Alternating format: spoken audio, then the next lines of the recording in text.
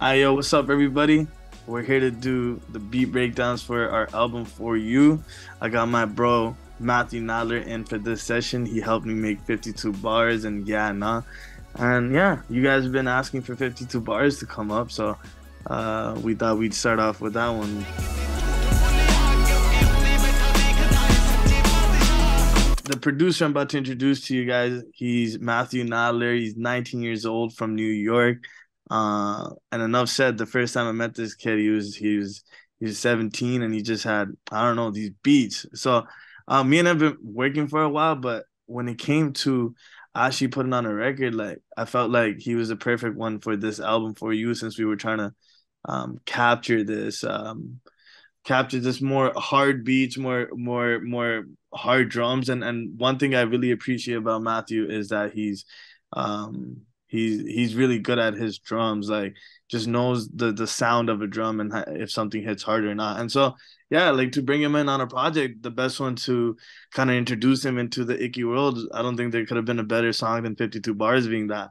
You know what I'm trying to say? So Matthew, give me a little intro on yourself Yeah, and what music means to you, and how you like working. How'd you like working with myself and Karan Osla? Just the song. it was dope. And I feel like the first time we met, like you said, I was 17. Um, and my dad came to the studio. Yeah. We drove like an hour and a half, and you texted me like the day of, and you're like, yo, can you come to the studio? I was like, Yeah. sure. I'm like begging my dad, I'm like, can we just drive like to the middle of nowhere, Long Island? Yeah. And we met, I played you stuff, and I don't think we even worked, nothing came out for like at least a year and a half, 2 years after Yeah. we first met. Yeah. We just stayed in touch, and like I kept sending you music. Yeah. Um, and then you hit me up about like the car and stuff, and Yeah. that's what the two bars became. Yeah. 52 bars is an interesting one too, because Karn had the bars ready. You know what I'm saying? Like it was kind of an anomaly of a song. The bars were ready. He had the song, and all I told, I think I referenced you, Rick Ross, Drake. Like I Right. said Drake, but I felt like Drake is so vague. So I was like, think about more Rick Ross and Drake, just hard bars, you know what I'm saying? I remember referencing that, and I only told you that once, and from there you sent me that beat. Usually, like compared to Yeah Nah, that's a beat that was already made and we wrote on that beat. This one was that Karn already had the vibe, and I sent you vocals, right? Yeah, you sent me the vocals, and it was actually like the day of or right next to Thanksgiving, Yeah.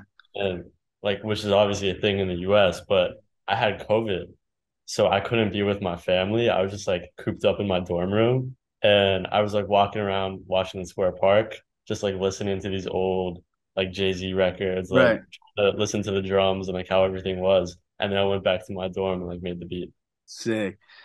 He's at school right now. Where do you go to university? NYU. NYU. That's crazy. What's your background? Show us where Yeah. you at. Gee. All right, we're making Punjabi songs out of NYU. Yeah. Out of a dorm, I actually. was born. Yeah, Matthew, if you can take us over, I don't know, however your process was. What was did you come with the sample first, show us the drums, whatever it was? Yeah, so obviously you sent the vocals already. Yeah. And then unlike other beats, the first thing I did was put drums to it. Right. Usually I Oh, start cool. with melody, but since like it already had its own flow, I just put the drums to it. So I got like this kick and snare pattern.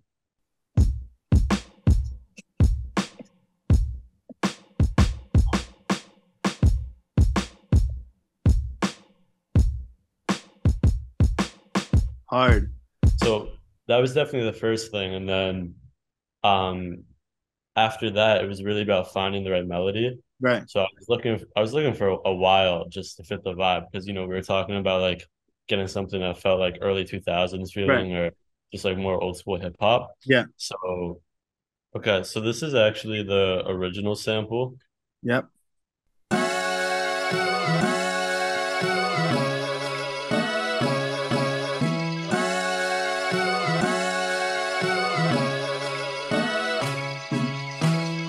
It's hard.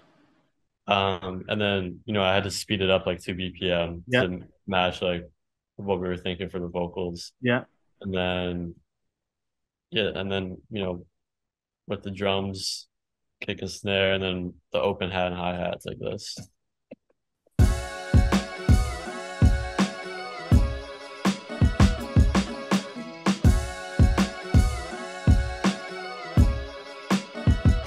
I've gotta pick your brain on something that a lot of producers that I know were like, and I was crazy about it too, because I it was something that like I could never achieve like until you did it, and it kind of gave me the strength to do it. But how like how come you only kept the hi-hats on like just the beat and not nowhere else? Because like to make a groove, you really just be using Right. hi-hats.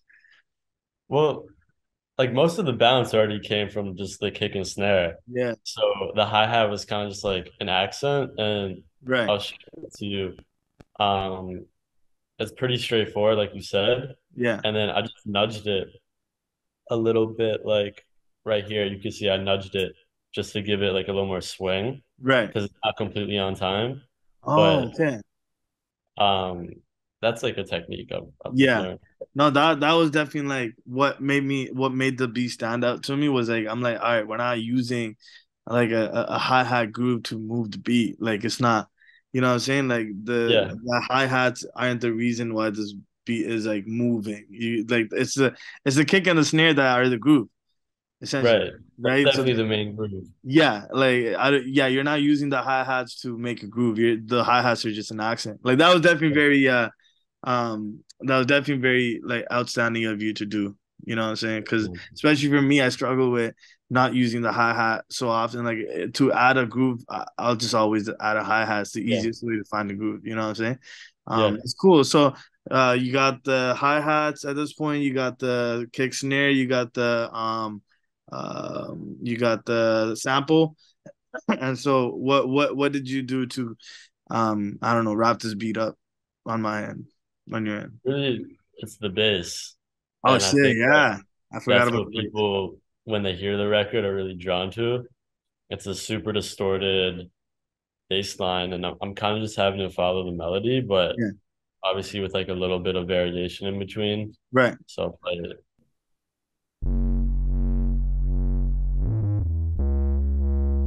Hard.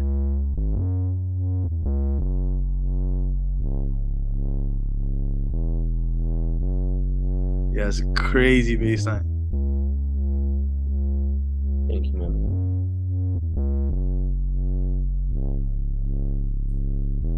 So that's pretty much the main beat, and then have like these little accent like effects. Let me ask you about the bass. Like, is Yeah, it like wobbling? yeah, a little bit. Right? It's It, wobbling to the beat, yeah, right? yeah. It's That's not intentional. It's just the sound I use has Uh, like what is that? Omnisphere? Would you use? not. It's actually like a Logic synth, Oh, what? No and then way. I like put effects on it, but it's from Logic. Yeah, no, that bass line like is outrageous. Say, also it was like I don't because I arranged the record, but I like what. But you sent it to me like as soon as Karn comes in with this first part, the beat is there. Like Yeah, what made you want to do that? Like because the way you were describing how you wanted the record, you were like, I just want like a gritty, yeah, hard, old school feeling like hip hop record, and I was like, that's just what came to mind. yeah, no, because like that's one thing people appreciated, and I don't think we even intentionally made it to be like that. Was that as soon as the song starts, like as soon as his voice comes in, the beat Yeah, is going throughout the whole song. We and at least in the Punjabi music, like we don't experience that. We have an intro, we start bringing certain elements in, and then the hook is where the full beat comes. But this is as soon as he starts singing, like the full beat is as soon as he sings, you know? yeah, So yeah, that was really cool. So then yeah, so now you're at the base, and then I know you had some. I know you've sent me some like kind of accents, like gunshots and stuff like that. Like, you want to show us that? yeah, sure. Um, so like the accents in the beat, I kind of just did to Karan's voice. Like I've toms, Yeah, uh, like a ride, and then like a scratch effect, and then yeah, Yeah. like a gunshot. So I can just play those. Yeah. And then like here when the effects like the reverse and the this like reverse sound comes in.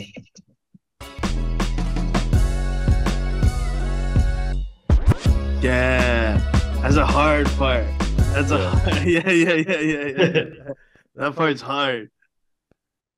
And I think the gunshot is like honestly I got inspired because there are these old videos of like Kanye playing beats for Jay-Z in the studio.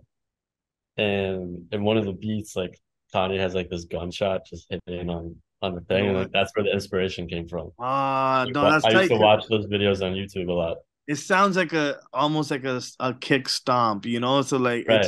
it gives an impact. Like you hear it too. It's very like inaudible, but at the same time audible. You know what I'm saying? It's just Yeah. kind of like as it pushes you, it just you know what I'm saying? Like it's Yeah. weird. It lets you know that this is the sum. You know, this is the one. You know what I'm saying? Yeah. No, that's really cool. Yeah, and so you I mean I took the files from you and I mixed it to my liking and arranged it. And but yeah, what was out of this like like this record, what was like your favorite part on like what part of the beat was like kind of like cool to you when you made it and sent it to me? The bass. The bass, 'Cause, eh? like, once I added the bass, I knew it was like That's it, special. it just meshed the whole thing together, like really filled in the pocket, and like Yeah. it just has a swing to it. And the bass is definitely like I think when people hear what they really like too. Yeah, and then he sent me the files, and I got to work on my end. Me and Garn re-recorded some parts, and we rearranged it a little bit. A bunch of parts that we had to go back into the studio and change the melody for, because once what we laid it on was a totally different beat. Like it was really just a metronome. And when Matt sent it back to us and we both heard it in the studio together, it was like the beat was so hard, Matt, that it was like some of the like the melodies that we came up with were like now weak. You know what I'm saying? Because like the beat changed and the beat was now harder and it was more like it was just wide. And so our melody felt not so forward thinking. Our melodies didn't feel like they didn't go on the beat. So like, we didn't want to change the beat melody because the beat melody was great, the groove was great. So we tried to really make sure that we do justice to Matt's beat here. All right, so Matthew sent me the stems, and we were on our way to finishing the record at this point. So the only thing that really changed from his structure a lot was obviously the outro, but there were points as a producer, what you're supposed to is, you take out the kick sometimes, you take out the snare sometimes, to add a breakdown. But the way the song has started and how heavy it is, I kept it just like that, to be fair with you. I took the beat as it was, I exported it, and so I could make it into one WAV file. And I filtered it so we could have that effect that we have in some of these bars. Here's how it sounds like. So the filter is opening up slowly and slowly. Right? And then it goes back into. Right. So that filter is kind of the breakdown of this record when, he's going down in his melody. Usually the most part of the melody is the same, and it's in the same kind of 3-4 notes, but this melody, it drops down. The bars kind of are like, you gotta listen more carefully, and you're kind of like feeling the bars. So that was a really cool part. Right.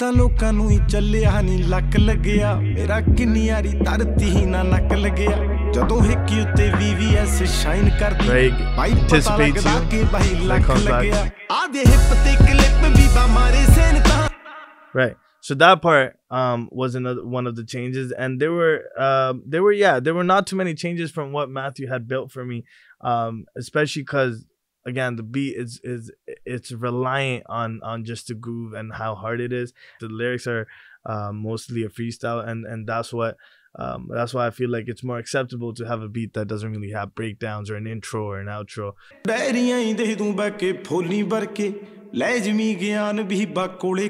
So this part's interesting. I called Sandy and I was like, I need a part.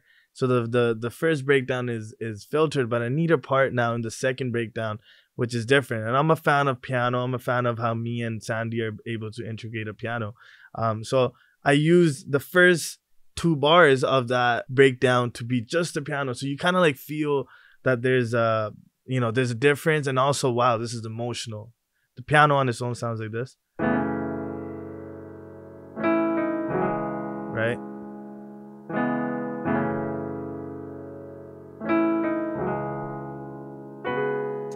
And what I did was after those 2 bars, so the last 6 bars of this breakdown, I brought the filter beat back in.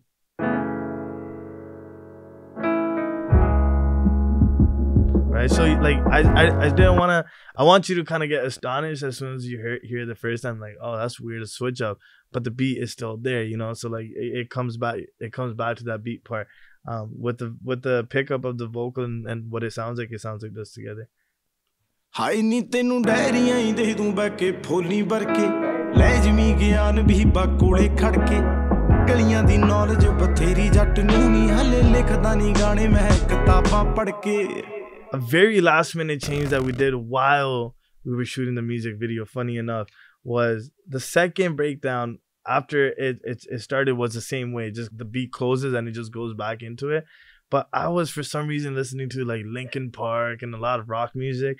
And I was like, this needs a rock feel. So at that second breakdown, I brought in this bass slide and just kind of added the snare back, which on its own sounds like this. I added a fill there so it could sound different, but it's also just, this is getting towards the end of the song, So I wanted to add more energy and more feel, which also led me into taking the bass, doubling it. So the bass originally is, right? So what I did to kind of bring more energy was I doubled the bass and I picked up the bass, this is the duplicate, by 12. So now I'm giving it more depth. And I started with the saturator, the Fat Filter Saturn, which sounded like this. So it's already crushed,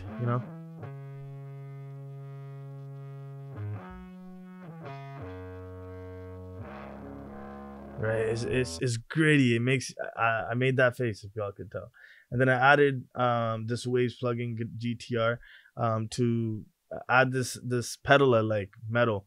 And it's a guitar pedal. It just gives it that metal rock vibe,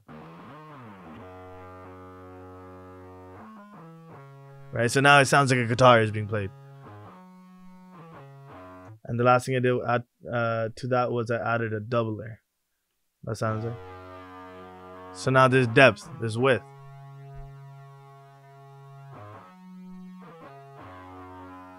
And if I connect the bass with that, it sounds like.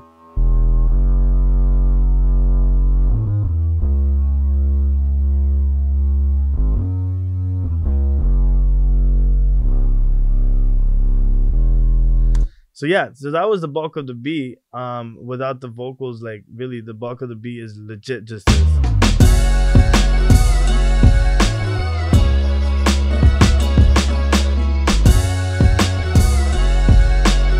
Hello.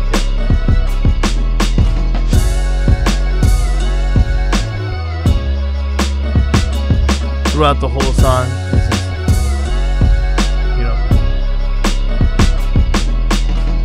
The fact that I knew when I made the song that I wanted a full project, just the way the song sounded, I was like, there's no way I'm dropping this song as a single. Like, the song deserves more follow-ups, And I was also trying to set a standard from there that, like, we're coming in for something, we're coming in for a war, as a musician.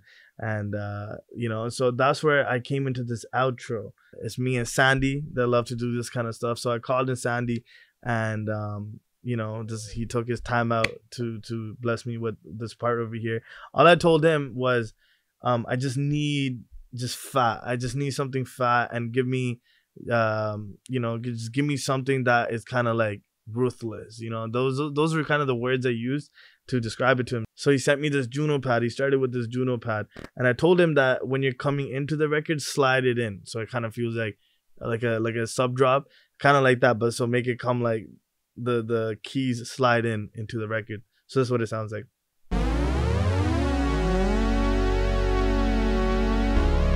following the chords, right, of the song.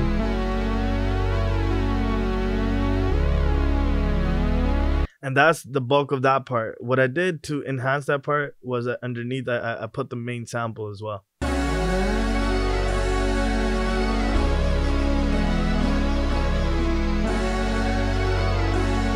So next, he added a choir to now. That adds that next part, right? It gets you ready for the drop.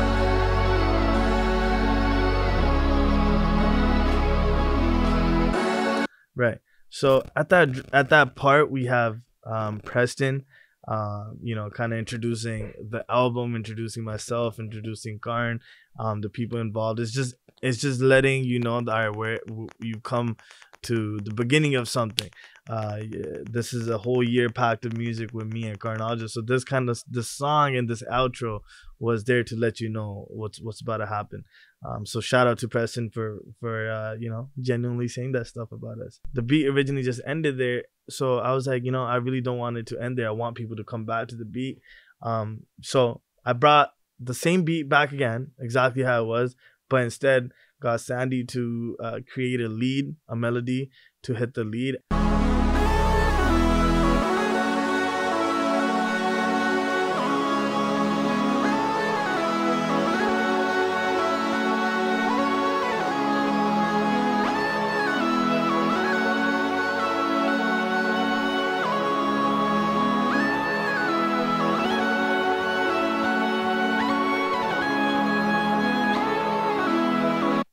Right. So that with the rest of the beat just goes into it.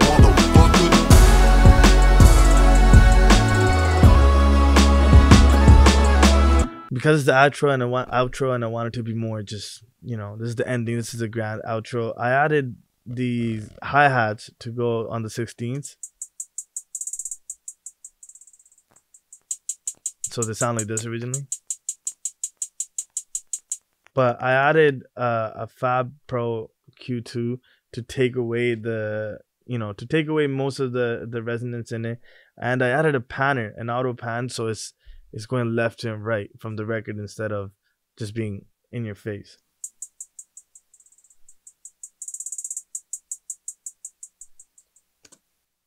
Kind of messes with the volume as well, kind of goes away, kind of comes back in.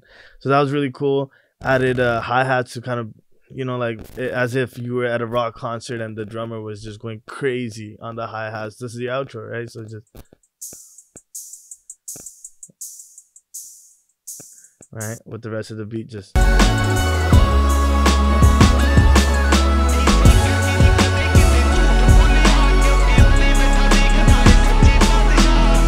All right, guys, we'll catch you again with Matthew Nadler and the Yeah Nah beat breakdown. Go listen to For You. Tell everybody go listen to For You. Go listen to For You right now. Run it up. Run it up. Yeah. This is Matthew. This is Icky. For You.